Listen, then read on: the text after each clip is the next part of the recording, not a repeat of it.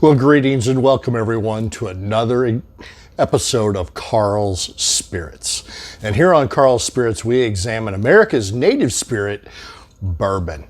And tonight, Stellum Bourbon from the good people at Barrel Craft Spirits.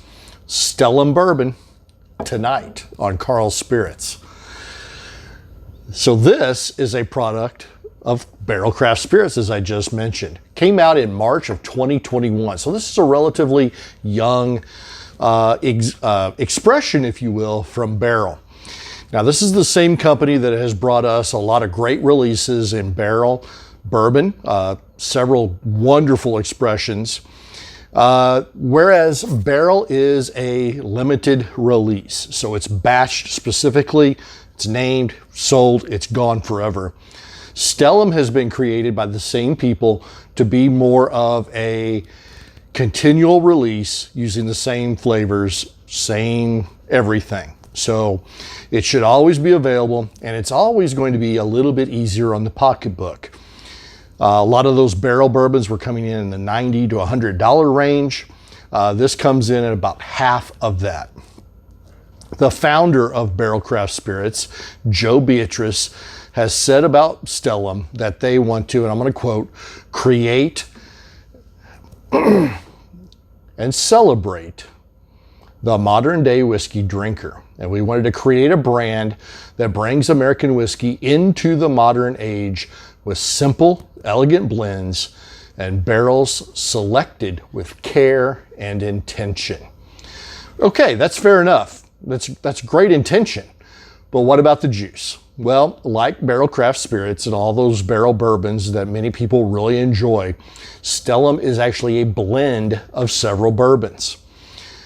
And in this case, they're using 3 bourbons from Indiana, 2 of which are high rye, and 1 of which is a corn mash bill.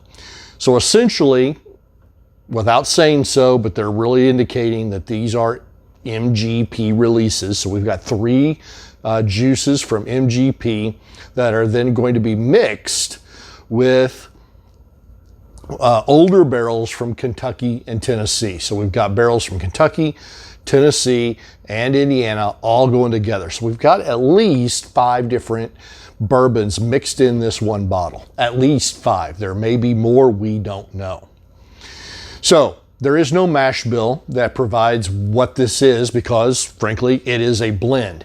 Now, I did find in my research that one of those MGP bourbons, the corn, was approximately 99% corn and 1% malted barley. So what sweetness we do get in here, I'm crediting to that because the corn is what gives you a lot of that sweetness. That's not to say it's not coming from Tennessee, it's not coming from Kentucky, because it very well could be.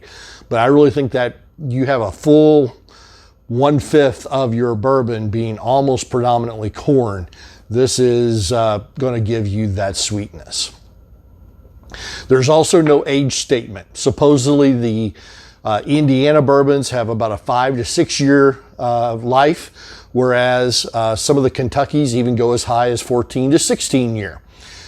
We don't know. What we do know is that it was bottled at 114.98 proof. That's 114.98. Call it 15, 115. Call it 115. 114.98. Come on, folks.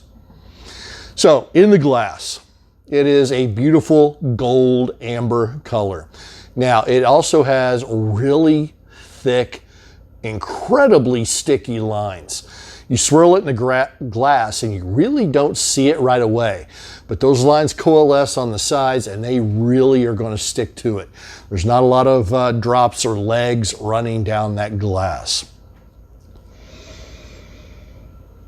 So I've thought this several times now that I've had this particular bottle, is that the nose on Stellum is actually very delicate considering its proof.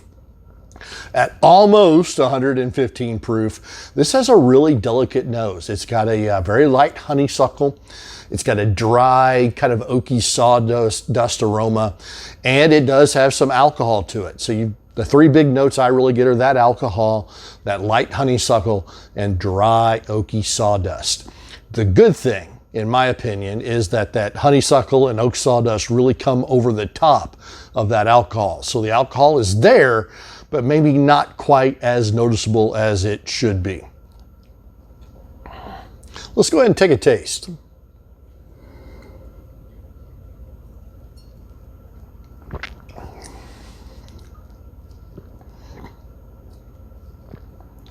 This one really starts off with a bang, guys. A lot of spice, big blast of spice toward the front. Lots of pepper, lots of cinnamon. And it then hits with a very creamy vanilla toward the end.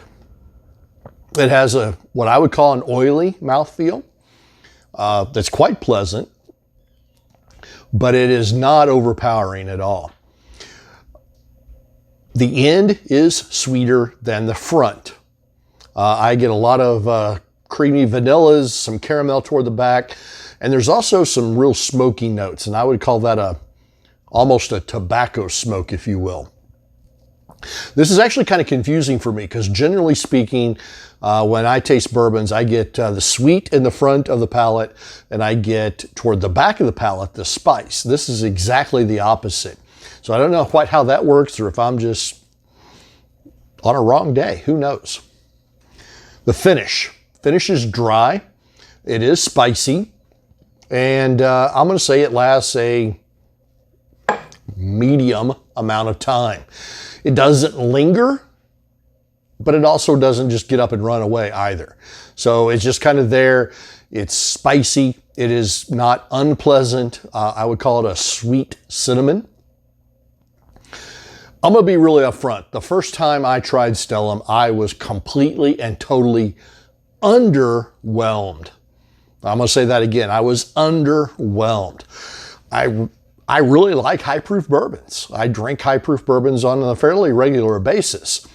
But this one just wasn't hitting the right notes for me, and the alcohol was really overpowering, to be quite honest. So this is my second date with Stellum, and I think it's been going much better. I think the juice is good, but it's still a long way from being what I would call excellent. The alcohol is noticeably less this time than I remember from previous. Therefore, I think it's much more enjoyable. I'm getting more flavor is what I'm trying to say. Now, I also put a drop of water in here. It also seems to bring out more sweet notes. A drop of water also gave me a really kind of a dried hay aroma and taste. So the other thing, it's a $50 bottle. Okay, that's not a bad deal at all. But I also think there are a lot of other high proof bourbons out there, such as Rare Breed, Knob Creek Single Barrel, Old Forester 1920, Stag Junior, that I prefer over this. I like the traditional profile that this offers. The others offer a traditional profile as well, but the flavors are much more enhanced, I think, than here in Stellum. So I really kind of prefer those others to Stellum. And for that, it's really hard for me to give this a very high rating. I would love to give this a higher rating, but I just really can't. And I'm really stretching it, I think, to give this 3.75 stars. That's 3 3/4 of a star. So probably more deserving is 3.5, but I'm going to go with 3.75 because I just like what they're trying to do here at Stellum. But I think there are others out there at the price point that you can get that are a little bit better than Stellum. That's my opinion. Yours may be different. And I've always said that's what makes the bourbon world kind of fun, is that we all have different opinions about what is good. And that's why there's so many bourbons out there for us to try to enjoy. So that's my take. Take it for what that's worth here on Karl's Spirits. As always, I want everyone to stay safe, peace, and happy pours.